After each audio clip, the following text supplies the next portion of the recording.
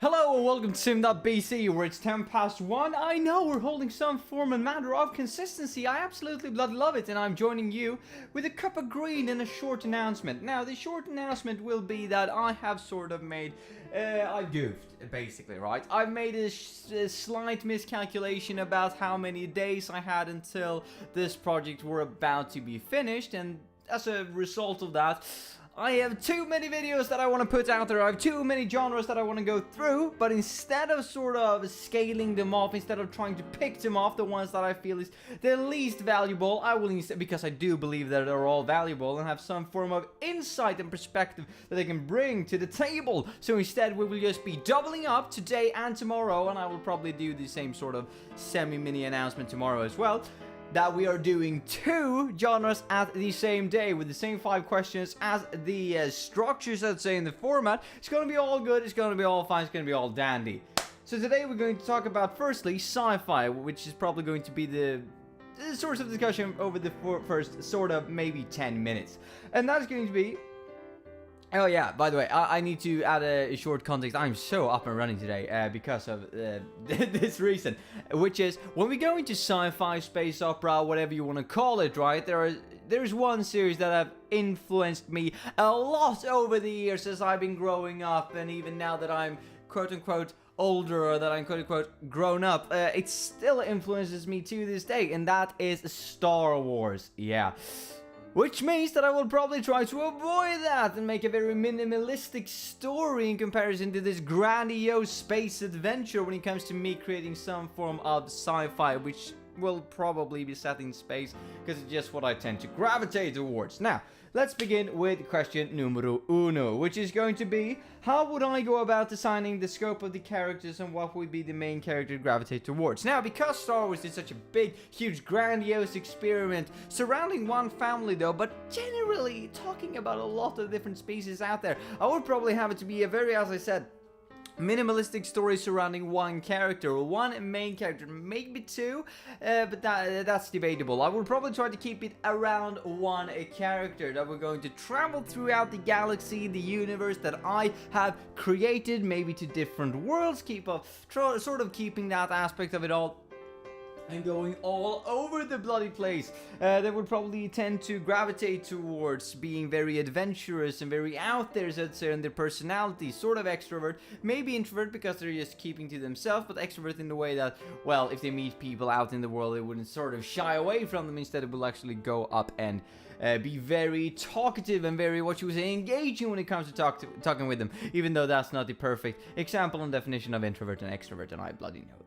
Anyway, let's move on to the second question so we can go through this. 2. What would be the geographical confinement of the story? Well, the universe, we got it there, yeah. Probably a solar system, though, when I think about it. It would probably be better to have sort of a finite range of how much things that could be able to explore within one story, because sort of the same problem that I would personally have with fantasy writing is that there is just, the sky's the limit. I can do as much as I want with my imagination, which tends to be a whole lot of things. And that can mean that I'm overambitious. An example of me being overambitious is me sort of underestimating how many days it was until the sort of soft deadline of this project, which is why we're in this mess to begin with. I think that would be a something that I unfortunately would probably be carrying over if I had all the possibilities in the world and no finite limits to the sort of universe and exploration that I could do. So that's what I'm probably gonna say. Instead of a galaxy in the entire universe, a solar system would probably be better. Them originating from one planet and travel from one to the next, so on and so forth until they've discovered all of them, and when they discovered all of them, there can be different consequences opening up at the different stages on the different worlds. And that's leading us nicely and neatly into question number 3, which is going to be, what sort of problem/obstacles could I create for the characters within this genre, within this sci-fi genre? Well, obviously, I'm saying obviously might not be that obvious to many, and equally as obvious to the rest of you, which is going to be different species. Yet again, throwing in some casual racism, just sprinkling it down for the audience to enjoy, and that's obviously going to be them interacting with a different species out there that probably I will have created, or because I have this huge imagination, sort of quote-unquote issue that sky's the limit and all of that, and this book or this story will take like 400 years for me to write and produce and create if I were to go on every single lead that I have, and me being selective might not be the best that I am at doing when it comes to something creative that doesn't really have any consequences if it doesn't finish in a quote-unquote time, which means that I will probably lean towards tropes when it comes to other races, especially in such a vast geographical confinement as a solar system, because there are many different planets. They can be aggravated, they can have their own agriculture, their own culture for that matter, their own gravity, the different planets that affect the different races and so on and so forth. And then we can have some that are sort of hostile, what would be considered to be the movie trope alien race that are coming to exterminate every other life, and then one that's really, really good, which also opens up the perception to the audience that, well, maybe you shouldn't judge everyone because they aren't human. Instead, we should look at them and be like, well, some races are bad based on their actions, and some races are good based on their action. Yet again, trying to spin around this lesson in real life that, don't judge a book by its cover, instead try to judge it by its content. Is that what you say? It's still amount of judging? Okay, anyway. And trying to apply that to people as well. Now, the target audience for this, if I were to write it, would probably most likely be tweens, kids. I think I tend to say that a lot, but that's probably because this is the same sort of thing that I have done with the fantasy approach, which is that I think I would keep the exploration and the sense of fantasy and target it towards people who are like-minded in that sense before they've fully adapted into the grown-ups system, right, of being very so to say structured and within a grid, so to say, with the rest of us after school. Instead, I would probably try to target it towards people who are very naturally just going out playing, messing around, goofing all of the time, and that would be so much more of a better experience, I think, to present that sort of space adventure that's probably going to be surrounding lots of thematics lessons that can be good to keep in life, such as thing as, don't judge a book by its cover and all of that.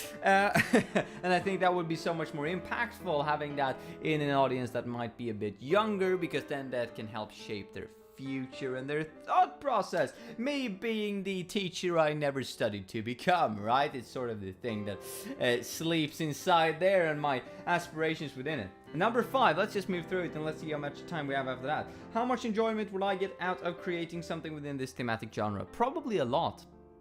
In contrast to the fantasy world, I think that the fantasy world would be probably, in my experience, something that would be a bit more tangible. Yet again, as I said, on an island, a very large island, maybe we can talk the size of Australia, but still, it would probably be still grounded towards reality and have some tropes in there and some magic and so on and so forth. In essentially, right, it wouldn't be based that much on logic, which was where I tried to throw in the sort of main character being very logical and not having been applied to the fantasy, what you would say, surroundings before, and therefore being able to interact with it all. But when it comes to sci-fi, I think I can take a similar approach, being that a lot of it can be fact-based, and especially if you try to establish your own internal logic for the characters and the story to follow. And I think that would be very interesting to do, creating this internal logic, because in sci-fi, right, I'm thinking we can play off of physics and chemistry and biology in a much better way, shape, and fashion, at least in my opinion, right, than I would do in fantasy. Because in fantasy you can always be like, oh, I want to introduce the elements of magic, and then you have magic, and that maybe won't be explained that well by modern day logic, so to say, and concepts in what we think about in quantum theory and so on and so forth. However, those aspects and those themes could be applied in a very simple way, because yet again, target audience might be kids and tweens, in the sci-fi universe, and then we could expand on that over time in subsequent books and sequels, trying to get deep and gritty into what is it that actually, you know, what's the reason for why this spaceship is moving, and what is the actual theory in today's standard that actually try to explain that, so on and so forth. I think it would be a great experience to write. The only problem yet again for me personally would be that sky is the limit, and I would probably so very much like to hit that very limit, especially with all of the breadcrumbs that I will create for myself and branching out in different directions with different characters, different worlds, different logics, different experiments, and so on and so forth. That's probably the main limitation towards that. But otherwise, sci-fi is really interesting to me, and it's something that I would like to look into at sometime in my life. Anyway, let's move on to the second genre that we're also going to be covering today. I know it's ludicrous, it's crazy, but it's happening right here, right now, in front of your very eyes in the raw format. That is the daily upload schedule as I do it. Still a bit too hot. Now, the second genre is adventure. And I know what you might be saying. It would be so much better, Sim, if you just implemented that with the fantasy video. And you were absolutely correct. It would be so much easier to just swap them together and be like, you know, that entire story that I talked about in the fantasy story would probably be a very good adventure story as well.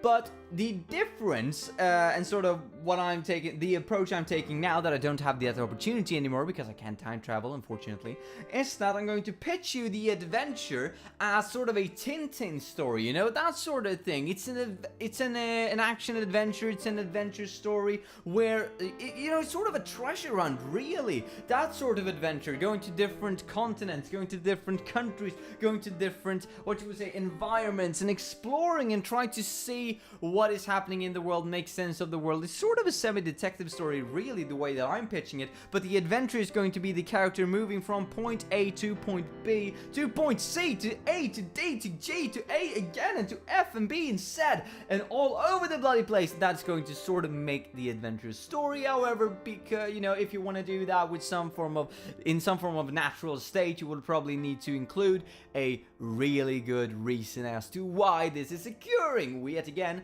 I'm thinking treasure hunting. Let's move into the 5 questions though. How would I go about designing the scope of the characters, and what would the main character gravitate towards? Now, yet again, I would like to have a small team. This time it's not because I'm thinking about something grandiose as Star Wars. I'm just thinking that I want to have a small team of adventurers going through this mystery or this treasure hunt and then making them play off each other. Maybe a 4-man team, maybe a 3-man team. I'm saying man in the general sense. Could be a 3-woman team for that matter. Maybe a 2 team, right? It could be a duo, could be a couple. Maybe, who knows? Interesting things that we can approach there. Anyway, the sort of main rule with this is that the smaller I would say the general rule is that the smaller I make the adventure party, the more they probably will need to interact either with the environment in a very abstract way in order to sort of create a sub-character in that, so that will give growth or give opportunity for character growth for the duo, or just generally tribes and whatnot, right? Could be city men, could be city women, could be tribes and villages and so on and so forth that they travel through and just happen to stumble upon people and new experiences that makes them grow as characters. That's probably how I would go about doing things. And the smaller the party, the more traits they all need to sort of cover in order to make a dignified, I was about to say no, but a qualified team that's going to travel throughout. And the more characters, the more flaws they can have, and they can be specialized in one thing. But I think I would go towards a duo now that I think about it, yeah? And have them go on this little treasure hunt throughout the world.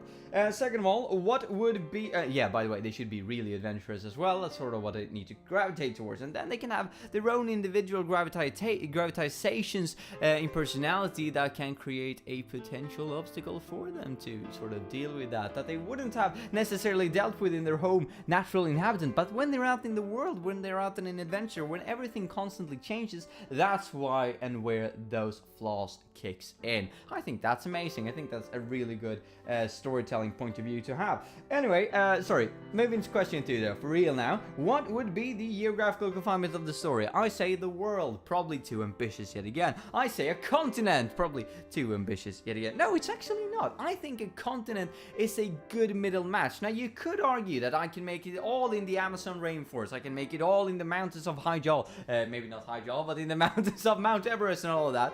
I can make it entirely in one small city in Europe, in caves if I so do want to. But I would probably try and make it to sort of a nation-hopping experience and trying to... Probably South America, I think, is a good setting because they have the luscious forests and then they have the dry places and dry places, and or maybe Africa. I think that South Africa and Africa are the 2 geographical confinements that I would like to try and gravitate towards if making an adventure story, because there's so much room for opportunity to make good treasure hunt stories in those places, at least since I'm, you know, cultural affinity from Sweden. So that's sort of far away from me, and I haven't really seen lots of coverage of those 2 continents, really, when I think about it, which is sort of weird, even though I'm looking into many countries in those different continents. But yeah, it would be a good reason for me as well to look even further into that and gain a bit more experience through reading up on it, which would be natural, interesting, and funny.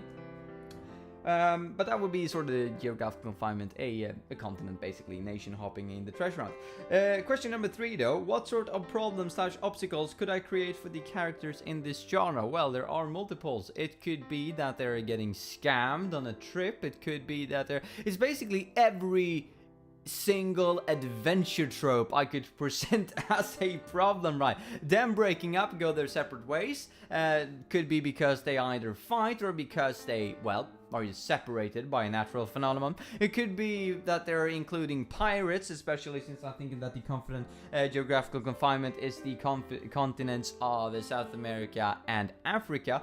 Could be that they're just going into caves and meeting, you know, huge spiders or whatever that the world has never seen, because we need to suspend our disbelief a bit, because it's going to be a treasure hunt and the treasure needs to be guarded by someone or something, right? So that's all different, what you would say, sorts of problems that we can introduce. Now, when it comes to the 4th question though, who would I have the intended target audience to be if I were to write a story in this genre? Would probably be either adults and senior citizens, because then I can make it really factual and I can make it sort of a puzzle story. You know, I can make the entire story as sort of a puzzle, and then it's up to the reader to actually put all of the puzzle pieces together, and maybe they can get some fulfillment out of that. And maybe I don't necessarily give them the finished puzzle, but I hint very heavily towards what it's supposed to be in the end. Now, I personally don't like those stories because I want to get told what is happening, because that sort of gives me a sort of fulfillment. When I've read an entire book, I feel like I should be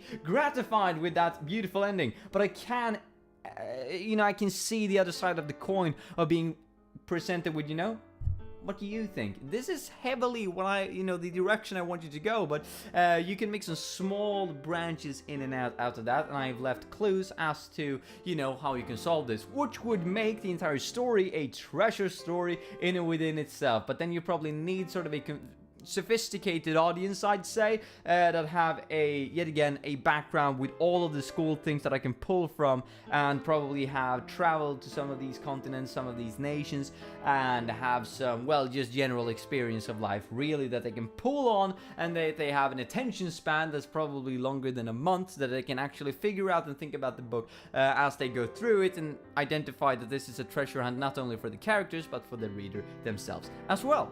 Thought that could be a funny thing.